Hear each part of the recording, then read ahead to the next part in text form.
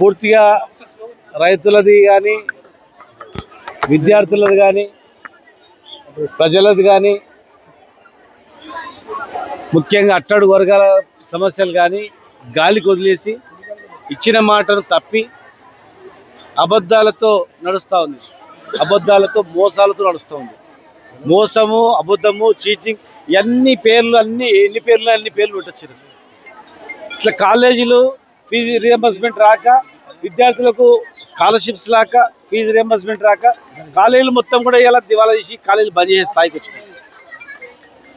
సరే, చట్టసభలో రిజర్వేషన్ వస్తుంది కదా, కనీసం స్థానిక సంస్థల్లోనైనా రిజర్వేషన్ ఉంటే మరి రాజకీయంగా కొంచెం గుర్తింపు ఉంటుంది కదా అని అనుకుంటే మరి 42% రిజర్వేషన్ పైన మాటలు గొప్ప మాటలు చెప్పారు, గొప్పలు కొట్టిండ్రు. ఇలా చివరికి వచ్చేవరకు ఏమైందంటే మొదటికి వచ్చింది, ఉన్నది పోయింది. ఏదో శాస్త్రం చెప్పినట్లయింది. కొరనాళ్ళకి మందు పెడితే ఉన్న నాలుగు గూడు పడ్డట్లు ఉన్న రిజర్వేషన్ పోయింది. ఒక జిల్లాలో 5%, 10%, 20%, ఒక మండలంలో ఒక సర్పంచ్ లేడు బీసీ, ఒక పెద్ద గ్రామాల్లో ఒక వార్డు మెంబర్ లేడు. అంటే ఎంత అస్తవ్యస్తంగా అయిందంటే ఇలా ఎవడు అడిగిండు అభివృద్ధి గ్రామాల అభివృద్ధి కాదా బాబు, మాకు కావాల్సింది సామాజిక న్యాయం, మాకు కావాల్సింది మీరు ఇచ్చిన మాట ప్రకారం. గ్రామాల అభివృద్ధి బాగానే ఉంది, మీరు 2 నెలలు చేసేది ఏం లేదు.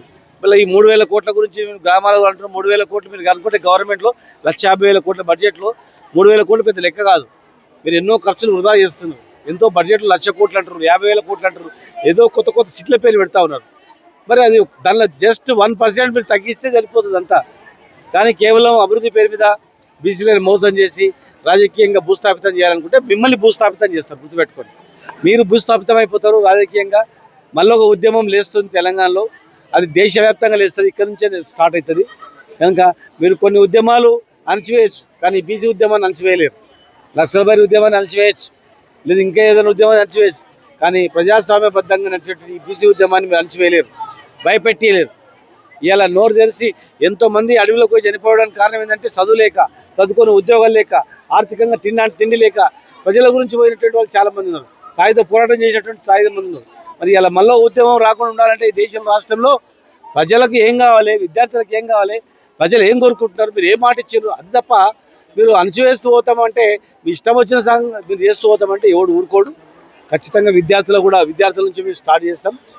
మీరు ఇచ్చిన మాట తప్పినందుకు విద్యార్థుల నుంచే ఉద్యమం స్టార్ట్ చేసి ఖచ్చితంగా మిమ్మల్ని భూస్థాపితం, ఎవరైతే కాంగ్రెస్ పార్టీ బీజేపీ పార్టీ ఉన్నాయో 2 పార్టీలే ప్రధానమైనటువంటి బాధ్యత. చాలామంది బీజేపీలో ఉన్న నాయకులు కొంతమంది వాళ్ళు చేయాల్సిన బాధ్యతను కాంగ్రెస్ తిడుతూ ఉన్నారు, కాంగ్రెస్ వాళ్ళు బీజేపీ తిడుతూ ఉన్నారు. ఇది ఎక్కడ న్యాయం అండి? చదువుకున్న వాళ్ళం కదా అందరం కూడా, 2 పార్టీలది బాధ్యత కదా, ఒకరి మీద ఒకరు తిట్టరు కూడా కాదు. మీ ఇద్దరు కలిసి మీరు మాట ప్రకారం ఏం చేస్తారో చెప్పండి. 42% రిజర్వేషన్ ఎట్లా ఇస్తారు, ఎప్పటి లోపల ఇస్తారు చేయండి.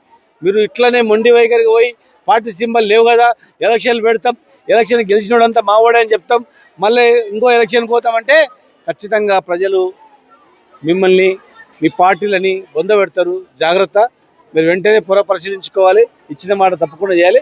విద్యార్థులకు ఇచ్చినటువంటి బకాయిలు కూడా వెంటనే విడుదల చేయాలని చెప్పి మేము విజ్ఞప్తి చేస్తాం.